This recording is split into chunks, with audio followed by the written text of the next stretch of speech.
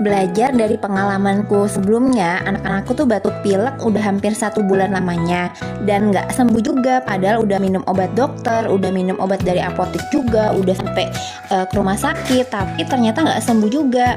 Sampai pada akhirnya ada di titik pasrah banget, udah capek minum obat, kasihan anak-anakku.